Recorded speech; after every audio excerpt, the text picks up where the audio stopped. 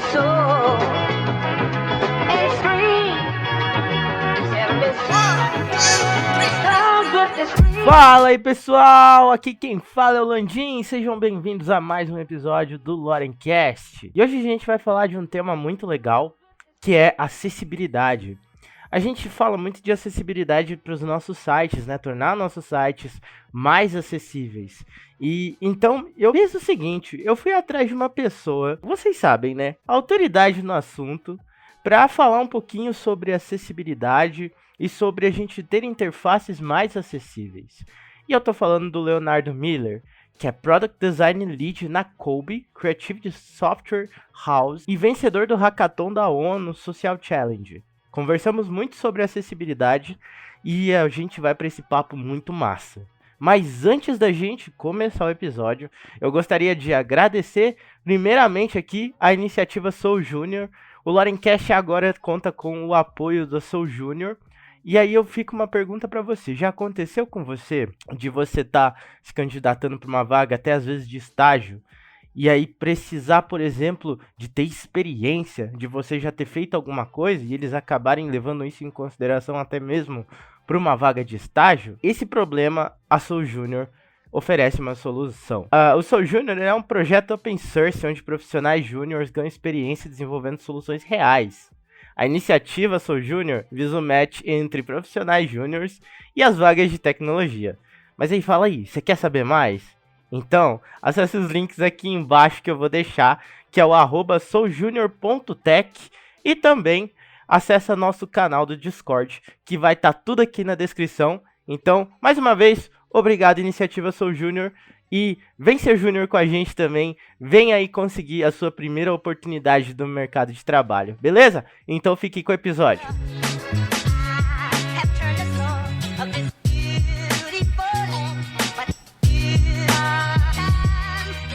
Fala aí, Léo, como é que você tá? E aí, cara, tudo bem? Tudo certo por aqui? Tá frio aqui no sul e por aí? Pô, cara, aqui tá. Aqui deu uma amenizada, aqui tá um pouquinho mais quente, mas, né, ainda seguindo o friozinho ainda, né? Ah, aqui Semana. não tem saúde que segure, cara. Ontem fez calor, hoje tá muito frio. Nossa. Aqui fez frio também, fez 4 graus uns dias esses. Foi friozinho aqui em Nossa, São Paulo também. poxa. Mas, então, gente, primeiramente eu só queria dizer que, cara, é uma honra ter você aqui, né? E eu tava muito ansioso por esse episódio, tava muito ansioso pra gente bater esse papo. Primeiramente, aí, se apresenta pro pessoal que não conhece você, não sabe quem é você. Cara, perfeito. Primeiro, muito obrigado pelo espaço. Eu acho que meu objetivo aqui é mostrar falar pra galera que acessibilidade a gente não tá falando só sobre PCDs, né? Mas eu sou o Léo, eu sou Product Design Lead na Kobe Apps. Kobe Apps é uma empresa, uma consultoria de aplicativos nacionais e internacionais. A gente é focado em mobile. Temos aí clientes aí de vários ramos, Tokstok, Decathlon, o app é nosso também. A gente trabalhou com a Yalo, que é uma startup do Eduardo Saverin, que é o co-founder do Facebook, a Aero também, que é dos investidores da Uber. Então, a gente trabalha em cima dessas experiências mobile e principalmente focado em e-commerce agora. E na minha trajetória, passei por vários perrengues entre empresas aí, trabalhei em empresas multinacionais com processos super, super engessados. Daí depois, em algum momento, eu decidi que eu queria ir para onde não tinha nada, não tinha mato. Fui para uma startup que estava no começo, tive que criar muito processo no meio do caminho. Acabei indo para a Kobe depois, que é muito um laboratório de inovação. E hoje, né, eu trabalhei dentro da Kobe, dentro dos processos de discovery de produtos novos. Então, ir até os clientes para fazer essa consultoria com eles, entender qual seria o modelo de negócio, o que seria o produto, testar esse produto para saber se essa hipótese é viável. E acabei também depois alçando uma atuação um pouco mais estratégica dentro do time, trabalhando com processos, com design system, com acessibilidade principalmente também. Hoje eu gerencio aí 9, 10 designers dentro do time de Product Design, sobre uma reestruturação do time que foi bem interessante, né, integrando o time de research junto, criando um time de research dentro da área de design, que foi muito legal também. E dentro dessa minha trajetória, falando um pouco mais sobre acessibilidade, fui o vencedor do hackathon da ONU sobre acessibilidade com uma solução para idosos, para ter uma vida um pouco mais saudável. E isso foi um case muito, muito interessante, uma experiência muito legal de poder conhecer muita gente e poder estar criando uma coisa que vai estar ali na ponta, nossos usuários, esses idosos que às vezes a gente pensa, pô, essa galera não usa celular, mas na verdade usam pra caramba. Então basicamente é isso, né, cara? É um pouco da minha historinha, como eu vim parar aqui. E estamos aí, né, tentando aos poucos criar um mundo um pouco melhor através das interfaces. Muito bom, cara. Nossa, e é muito legal isso que você falou, né? Quando a gente fala de acessibilidade, a gente pensa logo em PCD e a gente esquece que, pô, acessibilidade é pensar em nós daqui a 20, 30, 40, 50 anos, né? E isso é uma visão muito legal. Mas eu vou entrar aqui numas perguntas mais específicas. É o seguinte, Léo, na hora de eu criar uma interface, primeiramente queria que você falasse um pouco sobre o que de fato que é uma interface, né? Na hora que eu estou exclusivamente aqui falando de UI design, né? É claro que a gente leva o UX em consideração e tal, sempre o discover, toda essa parte. Uhum, uhum. Mas quando eu parto para o meu entregável, por exemplo, quando eu vou entregar alguma coisa, que métrica a gente usa de acessibilidade para que essas coisas sejam acessíveis para a maior parte das pessoas? Então, o que é uma interface e como que eu torno essa interface mais acessível para a maioria das pessoas? Cara, isso é uma pergunta muito boa e muito ampla. Então, vamos lá. Primeiro, acho que é importante conceitualizar interface. Interface, ela, em termos simples, ela é a ponte que liga a intenção do usuário com o sistema. Ou seja, interface é tudo aquilo que faz essa ponte do que o usuário quer fazer com o trabalho que o sistema vai realizar. Um exemplo de interface claro é a tela do aplicativo, né? Eu quero fazer uma compra, tem todo um motor de mecanismo da Vertex, Shopify, enfim, que vai fazer essa compra para mim, lá com o sistema de estoque do cliente e tudo mais. Mas a interface é o que vai ligar a minha ação de comprar o produto, né, com esse objetivo. Um outro exemplo de interface é, por exemplo, tu pega uma chave de fenda, a chave de fenda tem uma interface.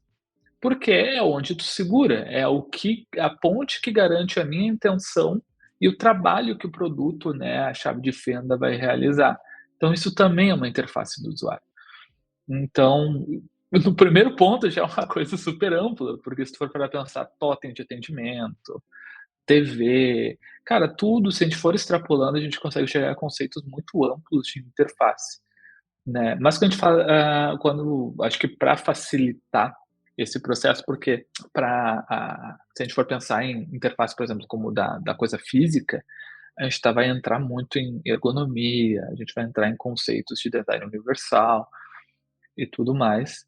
Mas, em suma, interface é o que vai ligar a intenção do usuário com o trabalho do sistema, né, o objetivo que o sistema vai, viabilizar. Basicamente é isso, de conceito, né. Agora, como a gente como a gente transforma uma interface em algo acessível, aí é um assunto bem amplo que eu preciso conceitualizar umas coisas antes, né. Acho que é importante mostrar o quão, principalmente para quem vai estar ouvindo, o quão importante é o trabalho do designer, né, como designer de interface dentro disso. Primeiro que, para te ter uma ideia, hoje em dia, no Brasil, tá, quando a gente fala sobre acessibilidade e quando a gente fala em usuários, né, para quem trabalha, infelizmente, às vezes ainda é comum interface a gente faz depois, a gente implementa uma melhoria de acessibilidade depois, e tudo isso. Fica sempre o para depois. Mas hoje 18,8% dos brasileiros têm algum tipo de deficiência visual. Cara, eu estou falando de 35 milhões de usuários brasileiros com problema de deficiência visual. Quando a gente fala sobre deficiência motora, são 7% do Brasil, cara, 7% é 13 milhões de usuários com deficiência motora. E deficiência auditiva é 5%, cara, em torno de 9 milhões. Claro, isso sem entrar no critério de pessoas neurodivergentes e tudo mais. Então, cara, a gente tem aí, chutando baixo, mais de 40 milhões de usuários no Brasil que precisam de algum tipo de acessibilidade. E eu tô falando só de pessoas PCDs, porque, porque a acessibilidade ela não é só para PCD. A acessibilidade, ela na verdade tem três, se estipula mais ou menos ali três contextos que essa acessibilidade pode existir, que é o permanente, que é a acessibilidade permanente, né, a deficiência permanente, que é tu precisa por algum motivo amputar um braço, por exemplo. Isso é uma acessibilidade permanente, porque tu vai manter aquele braço, por mais que tudo bem, existem outras tecnologias que vão ali ter um braço mecânico e tudo mais, mas ainda tu precisa dessa acessibilidade permanentemente. Mas se tu quebra um braço, esse braço vai sarar, mas tu ainda precisa de uma acessibilidade, saca?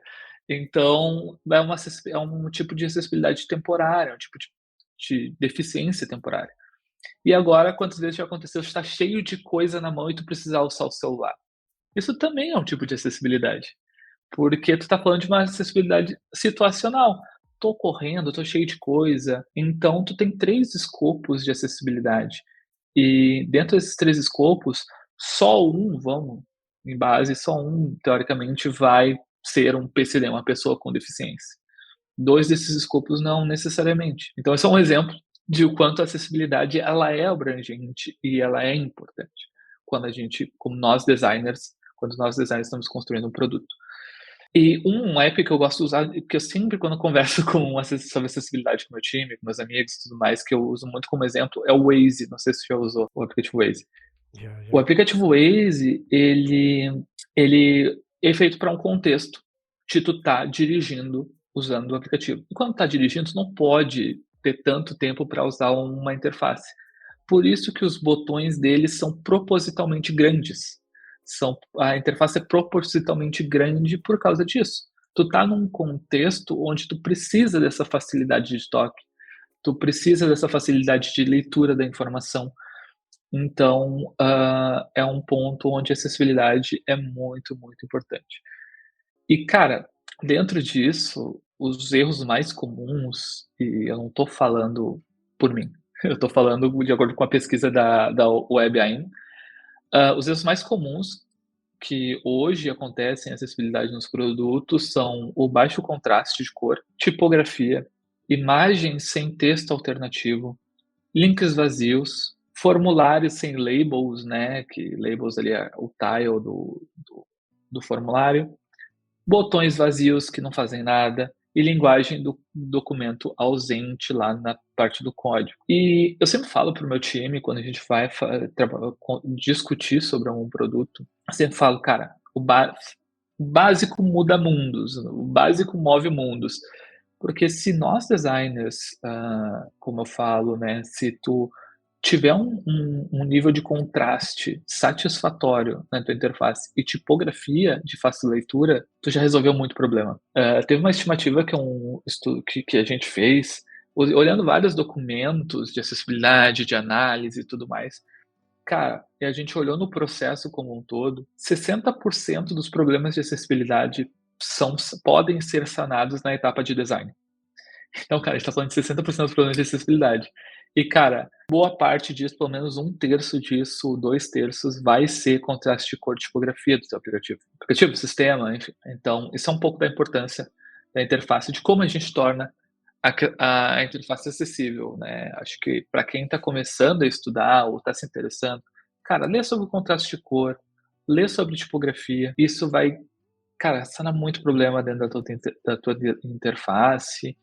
E também, claro, sempre entender o nosso usuário, né? Que é o ponto principal, né? Se tu tá fazendo um app que desconsidera por algum motivo completamente lógico pessoas PCDs é uma coisa, né? Mas se tu tá fazendo para o público geral, tu precisa entender teu usuário. E isso, vamos indo para responder essa pergunta aí do Não, como vamos tornar uma lá. interface acessível, Eu tá? sei que tem muito pano pra manga, vamos lá. Vamos lá, eu vou tentar conceitualizar algumas coisas aqui para deixar simples.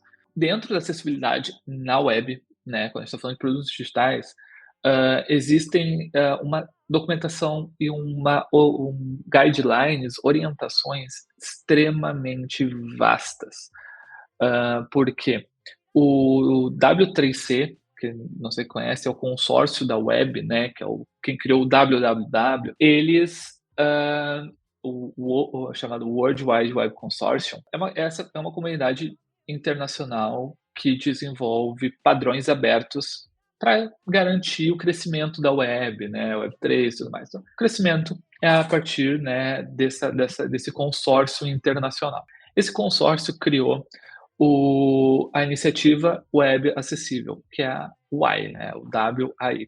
E essa iniciativa é responsável por desenvolver padrões e materiais de suporte para ajudar as pessoas, quem trabalha ou até os usuários a compreender e saber como implementar acessibilidade dentro dos produtos digitais. E isso reúne diversos pesquisadores, indústrias, empresas, tudo mais. A WAY por si só já é uma grande orientação, né, dessa iniciativa, tem uma série de documentações, tem site aberto, então as pessoas podem ler, indico muito. E parte dessa iniciativa foi, que eu digo como, entre aspas, a Bíblia, né, o grande tomo mágico da acessibilidade, que é o WCAG. O WCAG, ele reúne as principais documentações e orientações de acessibilidade e como tornar esses apps, sistemas, tudo mais acessível através de um guia, né, internacional e amplo, que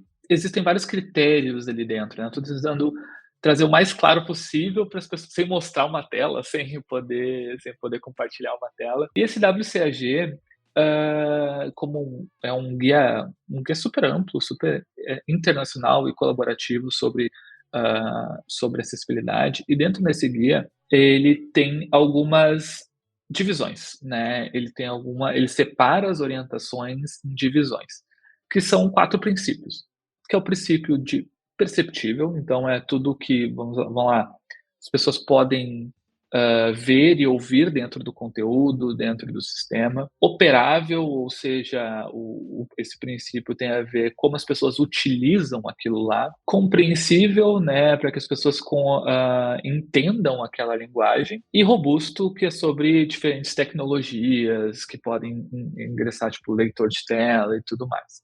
Então, o que o WCAG diz? Ele faz essa análise, né, lançam versões desse WCAG, acho que a última lançada foi 2.1, acho que vai lançar uma próxima, se já não lançou, quem a pessoa for ouvir.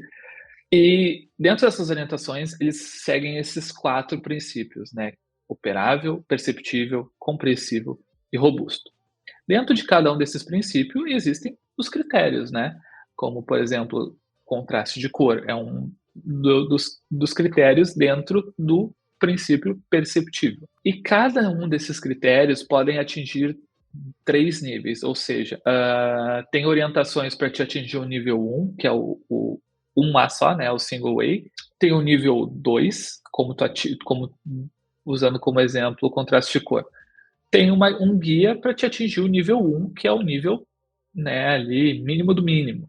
Então, eu não estou dizendo que é o suficiente, estou dizendo que é o mínimo, que vai ter ali o nível 1A, né, que é o single way. E dentro desse mesmo critério de contraste de cor, vai ter as orientações para ter um segundo nível de acessibilidade de contraste de cor, que é o double way, que daí o double way é um princípio mais coerente, né, mais aceitável. E tem o triple way, que são 3As, que é o último nível mais alto de acessibilidade, em cima desse critério.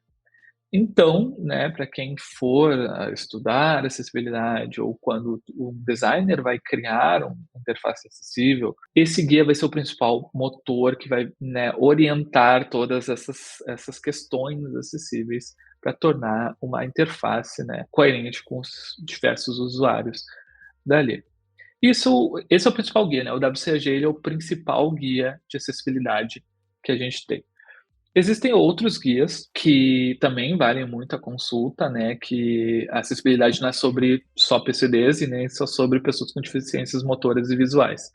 Também tem um que eu gosto muito, que é o da Thalita Pagani, que é o Gaia, que é um guia de recomendações de inclusão digital para as pessoas neurodivergentes com autismo. E a gente está falando de uma série de coisas ali que são orientações para usuários assim. E uma coisa assim, que sempre quando a gente fala sobre acessibilidade, a gente diz que não existe uma fórmula mágica. Então não vai ter uma interface que vai ser 100% acessível para todos os usuários. Por quê? Um exemplo, para te ter uma boa visibilidade na interface, no critério visual, tu tem que ter um alto contraste de cor. Então vamos dizer que eu uso um roxo bem forte, e um branco bem branco na interface. Tem um ótimo contraste de cor. Atingir o nível máximo ali de acessibilidade quanto a visual. Mas se o meu usuário for PCD, às vezes cores muito vibrantes causam desconforto em pessoas neurodivergentes ou dentro do espectro do autismo, né? Então, isso é uma das coisas que às vezes vai de encontro, sabe? Tipo, as coisas, por um lado, tu atinge, né? Tu consegue tornar acessível para um usuário, mas tu pode causar um incômodo lá dentro do outro usuário. Então, esse é um pouco do desafio de tornar uma interface acessível visualmente. Então, basicamente, assim, existem outros guias, que é o ARIA, é um dos guias que é o guia de é a Iniciativa de Acessibilidade Web, e tem o IMAG, que é o documento do governo brasileiro sobre acessibilidade. Então, o governo brasileiro, ele, entre todos os problemas, ele tem ótimas diretrizes de acessibilidade enquanto acessibilidade digital. E é bem importante dizer que existem leis internacionais sobre acessibilidade, tá? Então, quando tu pensa em construir um produto digital, cara, não é só, vamos lá, né, por esses critérios. Existem leis internacionais também quanto a isso. Então, isso é um pouco do que é necessário entender, pelo menos a alto nível, para criar uma interface acessível. Indo mais para o micro, né, dentro do processo de design, o primeiro estudo é sempre aquela fórmula mágica de entender o teu usuário. E, cara, dicas, assim, se tu tiver um nível de contraste de cor, repetindo, tiver um nível de contraste de cor de tipografia acessível, como a gente já viu, já vai resolver muito problema de acessibilidade, porque vai ser compreensível a informação ali dentro. E construir uma interface acessível não depende só do designer, embora 60% a gente resolva já no design. Mas o pessoal de tecnologia, os desenvolvedores, eles têm que estar muito alinhados contigo, com o designer, com a pessoa de produto. Porque existem outras tecnologias, leitor de tela, tagueamento de leitura, tudo isso é importante ter para tornar o produto acessível. Então não depende só do designer para isso. Eu uso uma ferramenta que me ajuda muito no dia a dia, que é um site chamado Who Can Use, que é um site, não sei se depois consegue colocar no link. O Who Can Use, ele é um site para tipografia, para contraste de cor, mas quando tu coloca o hexadecimal das cores que tu vai usar, ele faz uma simulação de diversos contextos de deficiência visual ou até contextual, tipo incidência de luz na tela do aplicativo. Então, ajuda muito no dia a dia e tem, bom, se usa o Figma, existem diversos plugins, o Stark e tudo mais. São plugins excelentes ali dentro. Para resumir tudo que eu falei, né, como construir uma interface acessível, cara, entenda o seu usuário, esteja alinhado com as pessoas do teu produto, então as pessoas têm que estar engajadas nisso aí, o designer não vai vencer uma batalha sozinho, e conheça os guias, tenha acesso aos guias. Eu falei de muitos guias que estão em inglês, mas existe um site muito bom do Marcelo Salles, que é o Guia WCAG, que ele traduziu os WCAG em cards, ou seja, cartinhas, que tu consegue acessar na web e entender um pouco mais do que eu estou falando sobre guias de acessibilidade. Basicamente é isso desse tópico. É um tópico bem extenso Bem e extenso. a gente tem muito desafio, né, nessa parte, porque, como você citou, quando a gente resolve um problema, né, de um certo tipo de público, a gente pode até criar um problema, a gente resolve e cria outro problema para outro tipo de público, né? Exatamente. Exatamente. Até a própria linguagem que tu vai usar no aplicativo tem que ser acessível. Por exemplo, eu sou aqui do Sul, né? Eu sou aqui do Rio Grande do Sul e a gente usa muito bar, guri, esse tipo de coisa. Cara, se eu coloco isso na interface do meu produto, alguém de São Paulo não vai conseguir entender direito. Tudo bem que são gírias que é mais comuns e tal, o pessoal conhece. mas expressões podem ser entendidas de uma forma completamente diferente. Então, até na própria linguagem que tu vai usar, os termos que tu vai usar, a acessibilidade é importante. Mas no final de tudo, tu tá pensando nele, no usuário, né? Então, no final, a gente sempre volta para o que o Dom Norman nos traz lá, o User-Centered Design. Então, sempre importante olhar para o teu usuário. Uma coisa que eu ia perguntar também, Léo, é a gente, cara, tem tanta coisa que eu queria discutir aqui, que você abriu brecha aqui, de questão de lei, de que a gente tem lei, né, aqui no Brasil, que o usuário pode recorrer, né, uma pessoa que esteja entrando em um site, né, e esteja, aquele site ele não esteja entendido, eu não sei se eu tô falando asneira aqui, mas Se está compreensível, tá bom. mas se a pessoa ela não conseguir entrar ou não conseguir usar certo serviço ou produto, ela pode recorrer a esse tipo de lei. Sim. Mas o que eu ia perguntar é que quando a gente fala de design, a gente fala de criação de interface, a gente fala muito no digital. E uma Uhum. questão que eu ia levantar com você é que hoje em dia eu acho que a coisa mais difícil do digital pro físico, né, pro analógico, é a gente poder criar a mesma experiência pro usuário, por exemplo, a experiência ou os mesmos sentidos ou, né, materializar alguns Uhum. sentidos assim do que ele fosse, por exemplo, comprar uma roupa em uma loja de verdade, sabe? Existe alguma coisa na internet, ou algum plugin, ou algum pensamento, alguma coisa assim que a gente pode incluir nas nossas interfaces na web que aproxime mais com o mundo real em sensações assim, acho que foi até a pergunta que eu fiz na palestra da EBAC lá pra você, de tipo, de tato, de paladar, quem sabe, né? Coisas assim desse tipo, que envolva outros sentidos. Cara, essa pergunta tá num time muito bom, porque aqui na empresa, semana que vem, a gente vai rodar um hackathon interno de acessibilidade, né? Como tornar a experiência de compra acessível para as pessoas, como criar experiências acessíveis dentro da experiência de compra. E, cara, isso é um grande paradigma, vou te falar, porque como as pessoas não necessariamente olham para a acessibilidade, a gente, quando pensa em acessibilidade, a gente pensa em muito traduzir o nosso mundo para o mundo de pessoas cegas ou de pessoas neurodivergentes. E aí é muito uma reflexão minha, por que a gente está tentando traduzir o nosso mundo para eles e não criar um mundo para eles, né? Criar experiências para eles. Ou seja, uma loja uma loja que eu gosto muito, né, fisicamente é a Decathlon. Por quê? Porque a Decathlon? Porque a Decathlon tem cada roupa de cada esporte tem vários níveis de especificidade. Tipo, se tu é iniciante, tem essa roupa aqui, intermediário, tá. Isso está tudo visualmente na loja, né? E eu me pergunto, por que a gente não consegue fazer isso para alguém que tá com um aplicativo na loja, né? Ou vai passear no shopping, por que a gente não tem dentro do aplicativo do shopping um guia ditado de como auxiliar nisso, né? A gente tem, hoje todo mundo é comum usar relógio, por exemplo, que tem várias funções ali de captação de movimentos, inclusive no Apple Watch, tu consegue navegar no Apple Watch com uma mão só, sem tocar a tela. Isso é uma feature incrível que a Apple tem, porque tu consegue ir fazendo movimentos com os dedos e o Apple Watch vai captando esses movimentos e usando ali. Porque tu não consegue traduzir isso aí para uma linguagem de sinais, por exemplo. Então, infelizmente eu não tenho uma resposta necessariamente para isso, né? Porque acho que é uma provocação muito importante para a gente ter como pessoas de experiência, né? Pessoas que constroem produtos para outras pessoas.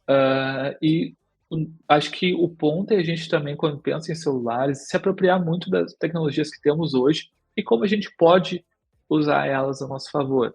Por exemplo, existe dentro do design de interface, de aplicativos principalmente, que é uma coisa chamada feedback áptico, que às vezes a gente não dá bola, né, no dia a dia, mas para quem tem um problema de visão, por exemplo, é muito importante, porque quando tu clica no botão, o celular vibra, confirmando que tu clicou no botão.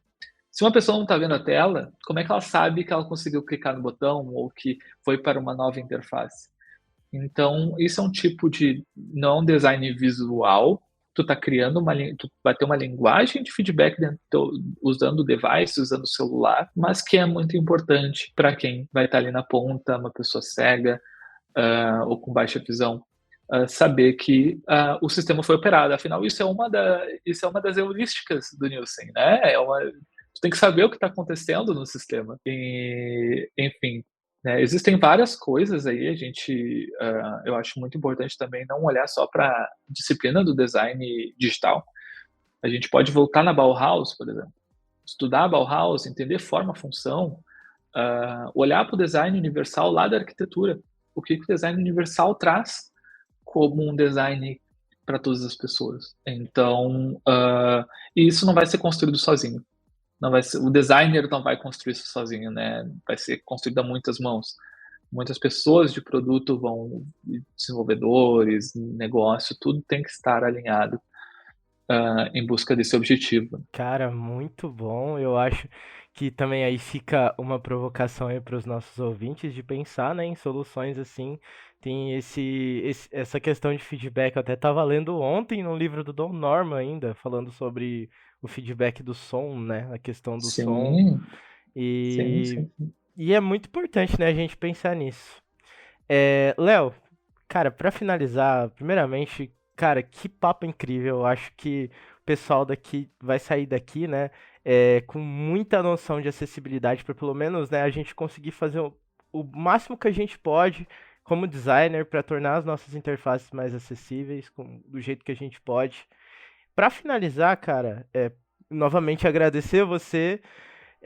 E pedir aí para você fazer o seu jabá, falar um pouco onde o pessoal consegue te encontrar, conversar com você. E se possível, cara, indica um livro aí pro pessoal ler que seja coerente ou algum material aí. E inclusive os links, né, que o Léo falou, depois eu vou pedir para você aí para deixar tudo na descrição pro pessoal. Mas vamos lá, o espaço é seu. Show demais.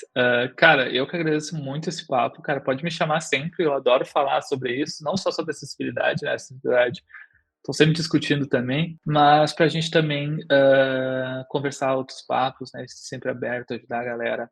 Acho que isso são, para mim, o design é sobre colaboração e não sobre individualismo, né? Então, cara, sobre meus jabás, galera pode me adicionar no LinkedIn, Leonardo Miller.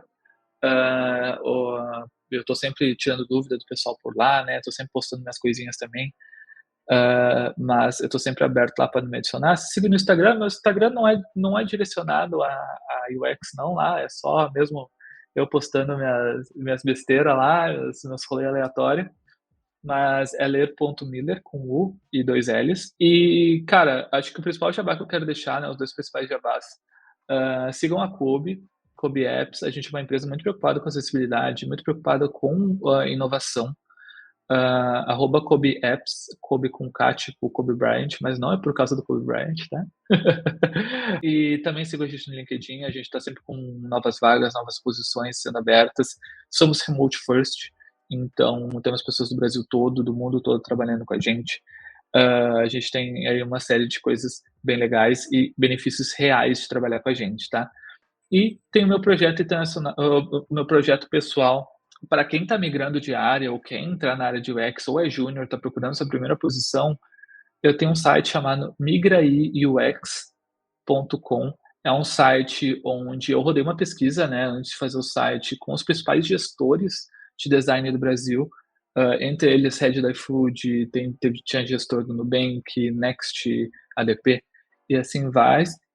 E eu perguntei muito, né, como as pessoas procuram o que os gestores procuram em novos designers, novas pessoas, e condensei tudo isso nesse site, né? Esse site vai evoluir ainda, mas lá eu condenso como montar um portfólio, dicas de como tu colocar as informações no portfólio, dicas como se portar na entrevista, principais skills mais importantes para se ter nesse início de carreira, os principais cursos de graça ou com baixo investimento para quem está querendo experimentar nessa área.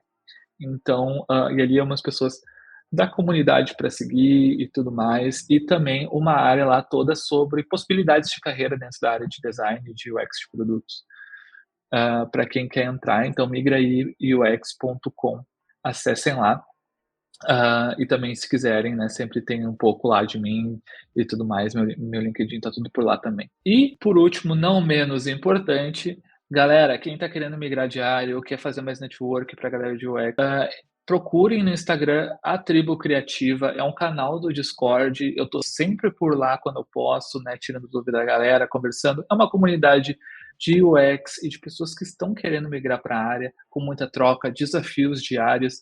Então sigam lá a Tribo Criativa, também lá um canal no Discord, que é muito massa e a gente pode se ver por lá. Cara, basicamente é isso. E sobre livros, cara, um livro que eu até recomendei, né? Existem vários livros sobre acessibilidade, mas tem um que eu vou indicar porque eu acho muito importante e eu falei dele aqui, que é o Gaia, da Thalita.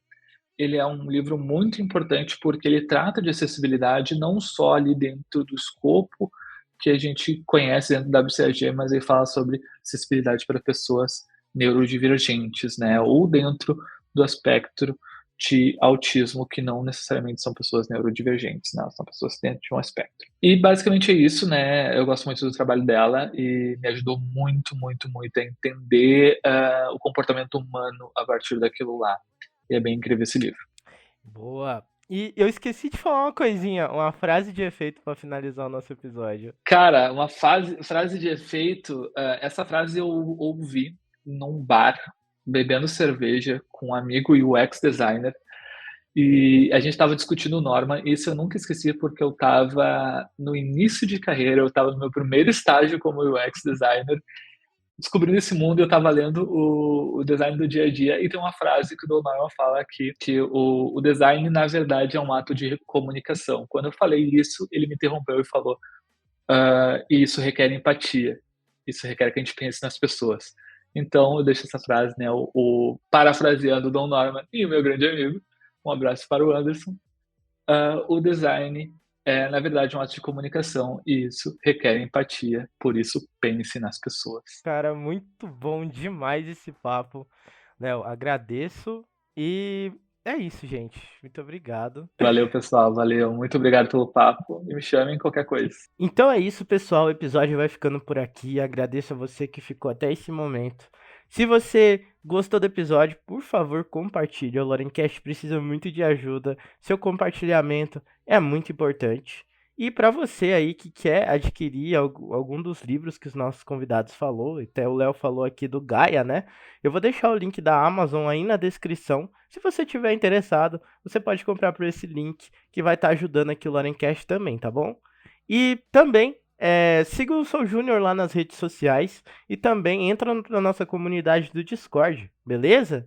E agradeço a você que ficou até aqui. Ah, muito importante. Segue o Lorencast, gente. Por favor, segue o Lorencast lá, dá um apoio pra gente, beleza?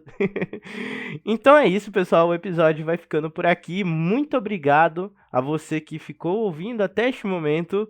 Um beijo, um cheiro, um abraço e até o próximo episódio. Falou!